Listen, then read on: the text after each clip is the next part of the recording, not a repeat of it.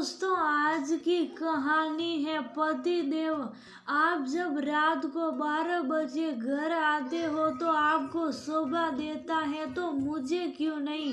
दोस्तों, कहानी शुरू करने से पहले अगर आपने हमारे चैनल को अभी तक सब्सक्राइब नहीं किया हो तो कर लीजिए, ताकि आपके पास पहुंचे हर नया वीडियो। रवि ने अपना प्लानिंग शीट रवि के सामने रख दिया। खाना खाते रवि का हाथ लेटर देख रुक गया। प्रश्नवाचक दृष्टि से देखते बोला, अचानक ये अलग कोचिंग खोलने का फैसला क्यों? तुम्हें क्या पैसों की कमी है? बोलो, अब तुम ये सब करके क्या बताना चाहती हो लोगों को? मैं तुम्हारी जरूरतें पूरी नहीं कर पा रहा हूँ। रवि का गुस्सा अपने चरम सीमा पर पहुंच गया। आत्म सम्मान और विकास के लिए रवि कुछ फैसले अचानक ही लिए जाते हैं, पर आखिर क्यों?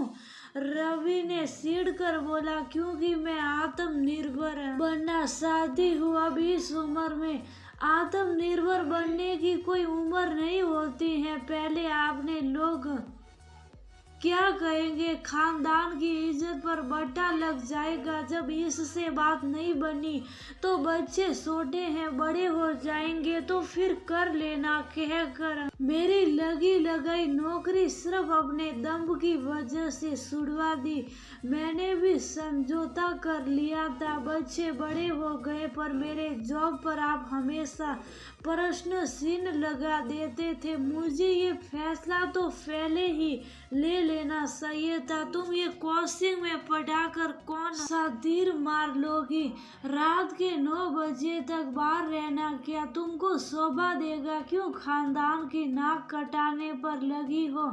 वैसे भी अब तुम्हें लेटेस्ट जानकारी भी नहीं होगी सब्जेक्ट की। जब बच्चों के सामने शर्मिंदा होगी तब पता चलेगा।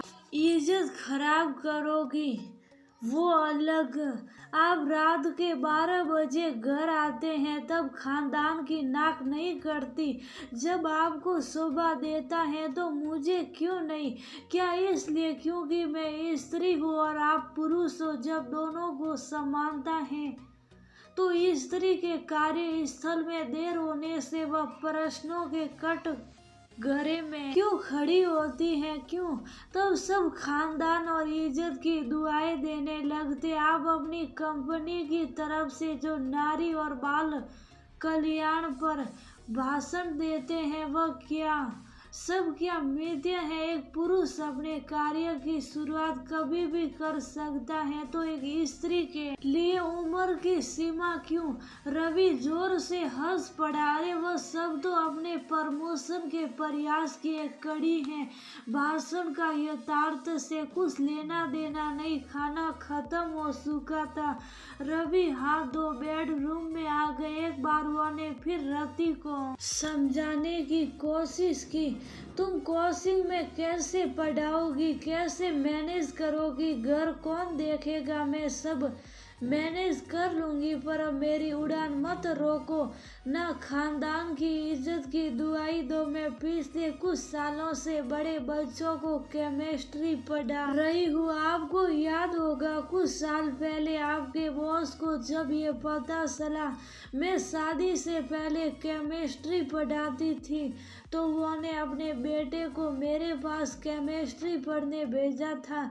कुछ दिन बाद उसको 2-3 दिन दोस्त और आ गए। उन बच्चों को मेरा पढ़ाने का तरीका इतना पसंद आया कि उनके कुछ दोस्त और आ गए। आप देर से आते थे और बच्चे बाहर चले गए। मैं अपना एकांकीपन इस तरह दूर करने लगी। इसी तरह धीरे धीरे मैं 2 बेंच में बच्चों को पढ़ाने लगी। मेरा समय भी कटने लगा और पैसे भी मिलने लगा। आपकी नजरों में तो मैं हमेशा गंवार थी। मुझे भी जिद थी कि कुछ कर दिखाना है, अपनी पहचान खुद बनानी है। कुछ समय बाद मैं अपनी खुद की कोचिंग खोल सकूं। रति शुरू से मेधावी छात्र थी। केमिस्ट्री उसका प्रिय सब्जेक्ट था।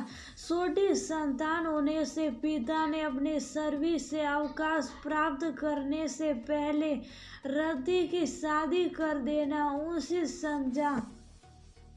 उन्हें रवि में वे सारे गुण दिखे जो वह अपने भावी दामाद में चाहते थे।